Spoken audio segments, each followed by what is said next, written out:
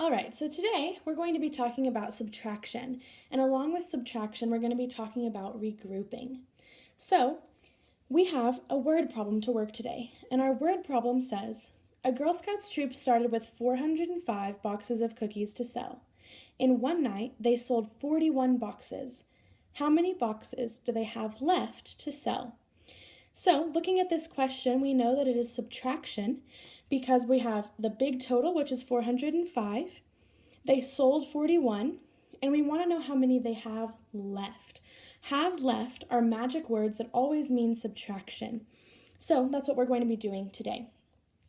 So we're going to work this problem two ways, with the first of which being with base 10 blocks. So we're going to quickly look at those and what those mean.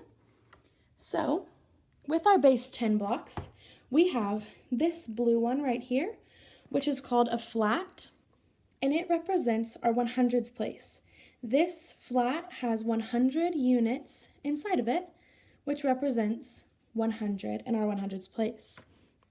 This green long, or rod as some call it, is what represents our tens place because there are 10 units in this rod. And this is our unit.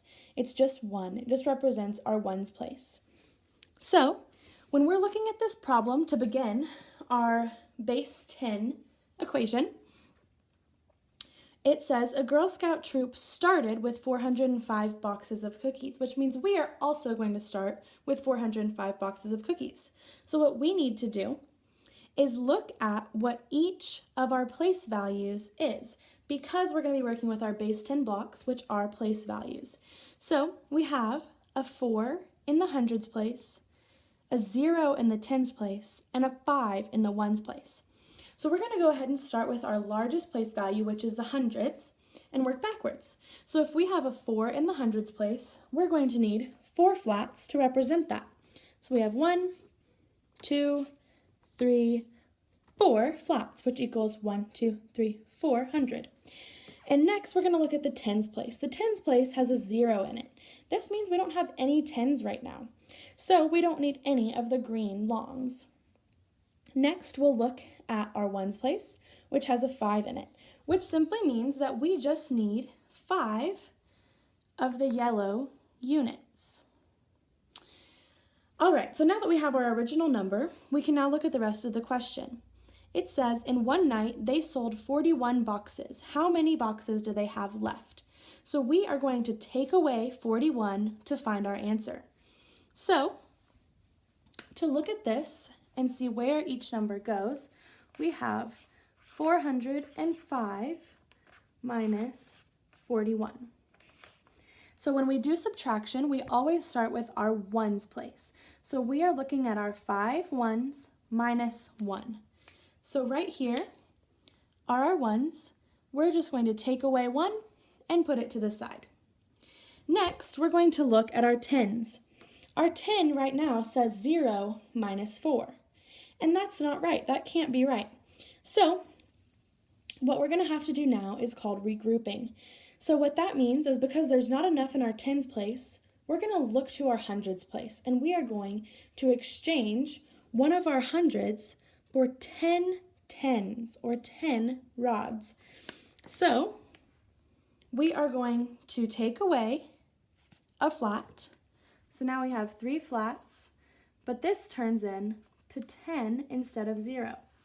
So this right here, we have our hundreds, our tens, and our ones. So now we should have 3 hundreds, so 3 flats. We should have 10 tens or rods, 1, 2, 3, 4, 5, 6, 7, 8, 9, and 10. And since we've already done this part, we should have 4 ones, which we do. So next, we are going to take away 4 from 10. So we're going to take away 4 of these rods. And now let's count. We have 1, 2, 3 hundreds. So we have 300. 1, 2, 3, 4, 5, 6 longs, which are each worth 10. So we have 60 360, and we have 4 units. So our answer would be 364. So now we're going to look at working the problem another way that might be easier or harder depending on your preferences. So we're going to do this on a number line. So whenever we do subtraction on a number line, we always go to the left. So we're going to take our biggest number, the one we start with, which is 405, and write that on the right side of the number line. So next, we're going to make this easy by looking for our friendly numbers. So if we're subtracting, the first friendly number that we'll get to is 400 if we subtract 5. So that's what we're going to do first. We're going to subtract 5 to get to 400. Whenever we subtract on a number line, we always want to write what we're subtracting up at the top so that we don't lose track. So we subtract 5, and then next I'm going to start subtracting by 6 because that is what makes sense to my, not 6, 10, because that is what makes sense to my brain. So I'm going to subtract by 10, and I'm still keeping track up there. I get 390, and I'm going to do it again to get 380, and then I'm going to do it again to get 370. So now let's pause and recount. We have 10, 20, 30, 35. So my next friendly number that I can still get to without passing the number that we're subtracting would be 365. So I'll subtract another 5. And then let's count again. We have 5 plus 10 equals 15, 25, 35, 40, and we need to get to 41. So we need to subtract one more, which is, oops, I'll just erase that, 364, which is the same answer that we got with our base 10 blocks.